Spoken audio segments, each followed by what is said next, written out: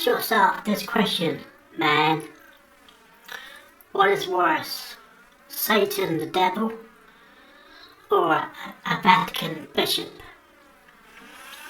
I recently heard on English national TV about a Vatican bishop who squandered 26 million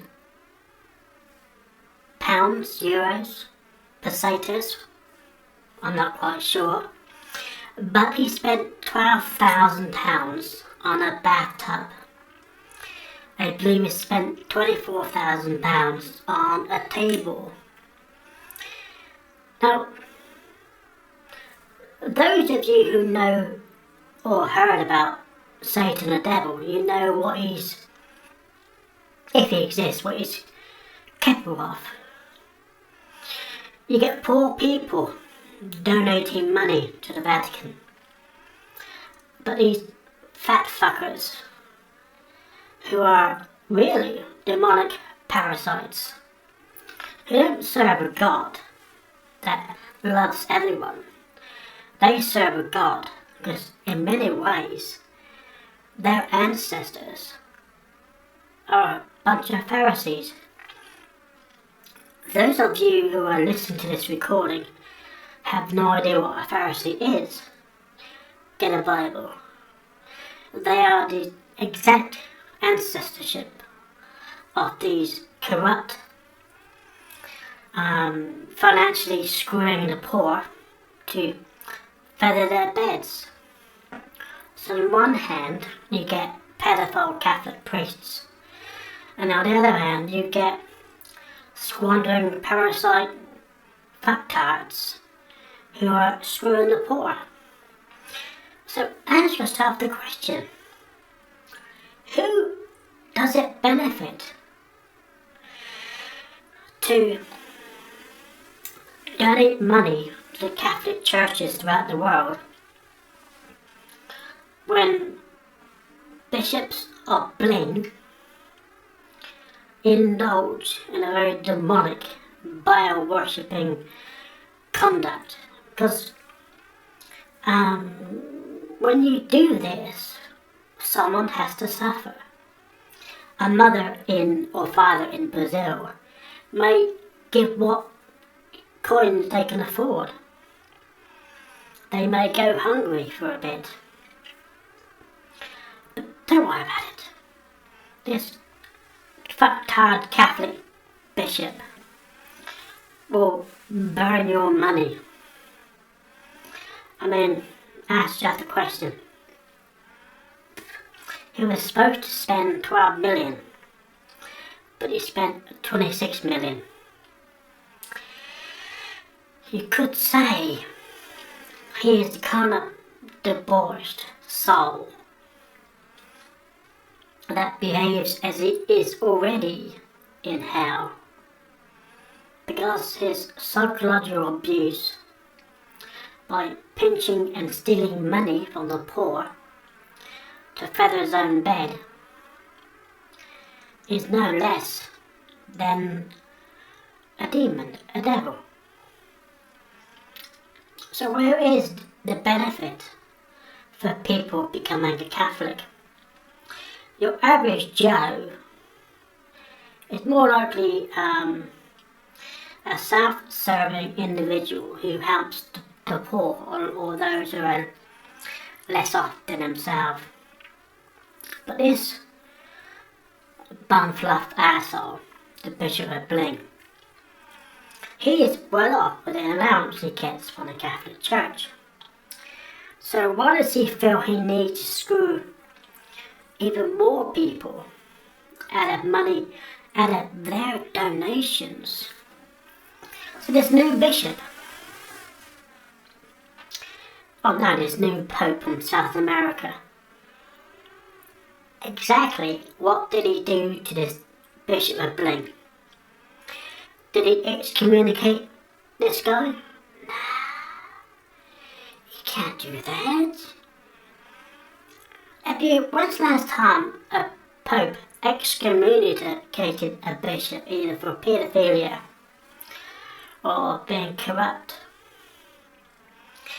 Because at the end of the day, if you want to have fellow Catholics believing in you, and you want to make changes, so that the money stored and the treasures and the wealth and the bog rolls that the Pope and the Catholic bishops use is used correctly, you got to make an example.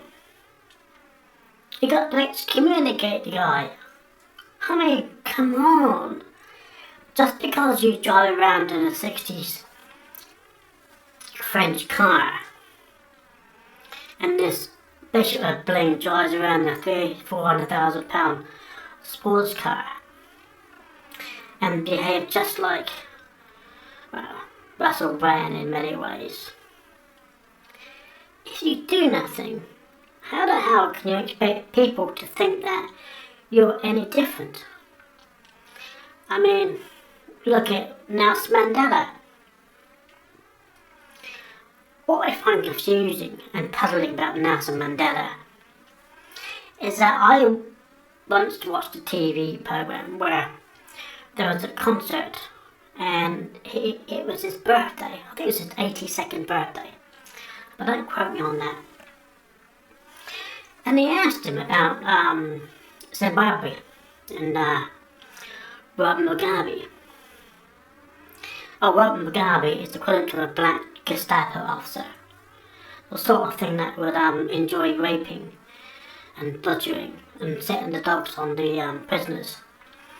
If Nelson Mandela condemned the regime, dictatorship of Robert Mugabe and Zimbabwe, he gave no comment.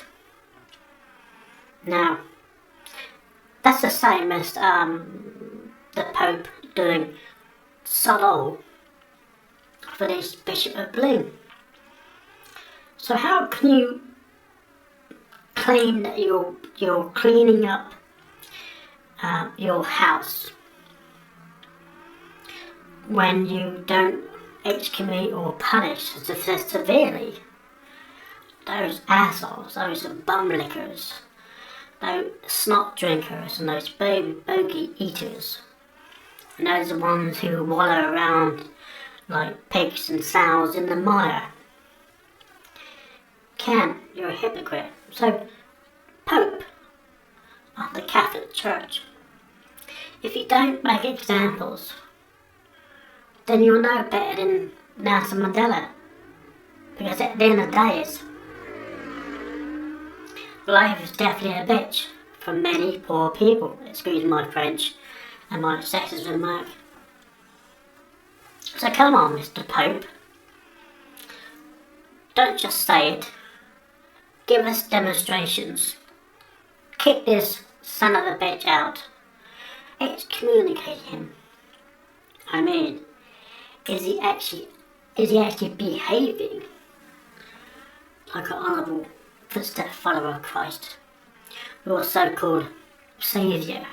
Because at the end of the day, if you know corruption goes on and you do absolutely sod all, you're an accessory, are you not?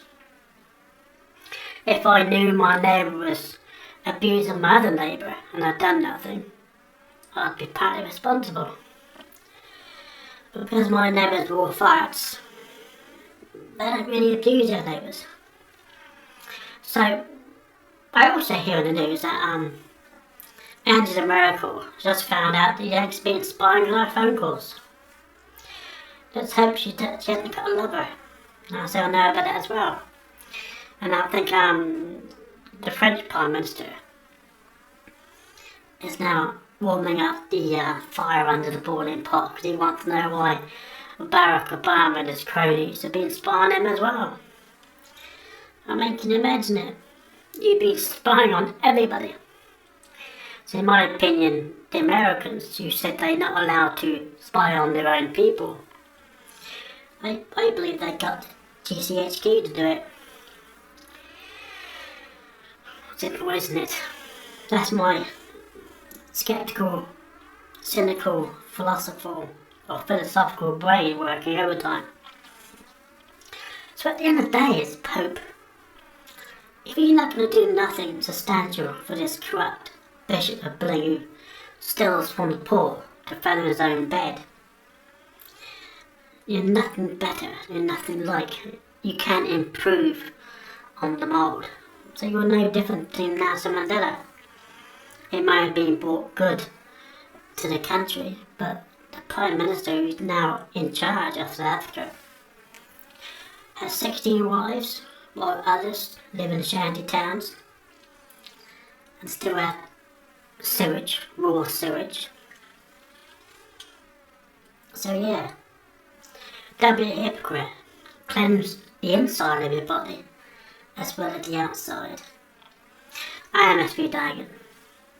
This is one of my ramblings. You may benefit from it, or you may not. Just like some people benefit from facts, others do not. At the end of the day is, do you pick your nose and eat it, and be like the Pope and Nelson Mandela, or do you use tissue paper?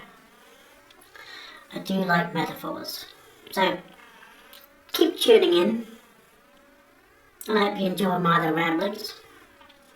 I shall sit here quietly and fart to myself, and lucky enough you can hear something sweet and smell something nice.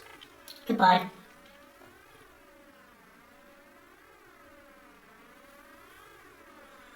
Bollocks.